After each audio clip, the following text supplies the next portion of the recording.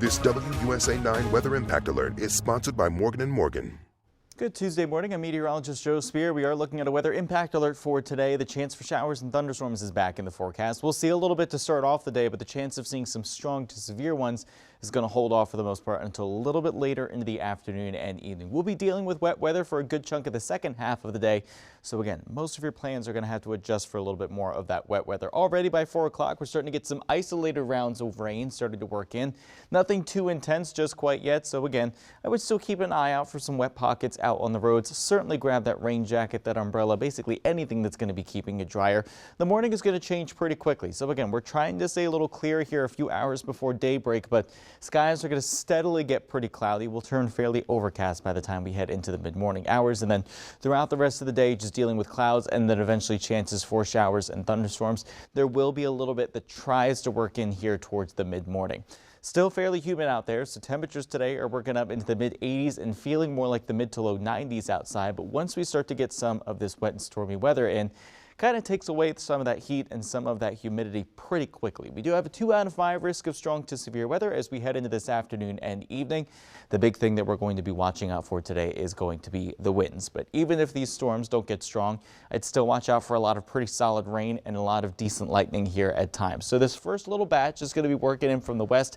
By about 9 o'clock is when it gets closer towards the DMV. Falls apart a little bit, so some of us, especially out towards the east of D.C., likely will not see some of that wet weather here for the morning. But as far as how things will develop later on, a little harder to avoid that second round. So by the time we head into the mid to late afternoon hours, starting to get some more scattered activity starting to work in. That continues to hold tight and start to spread a little bit more as we head towards the evening. So that evening commute, I would be ready to drive home in a little bit of wet weather, maybe adding some extra time already.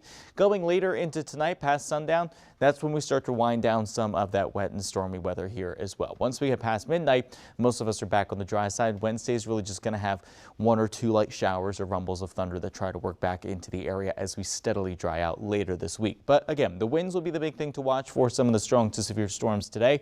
It's a pretty moderate risk to a little bit more of a lower risk for D.C. and up north. Areas down south will have the better chance of seeing kind of more intense stuff throughout the course of today. So winds will be the primary thing to watch out for, but unfortunately, we could be looking at some isolated hail as well, or a brief spin-up tornado from D.C. farther down in parts of southern Virginia.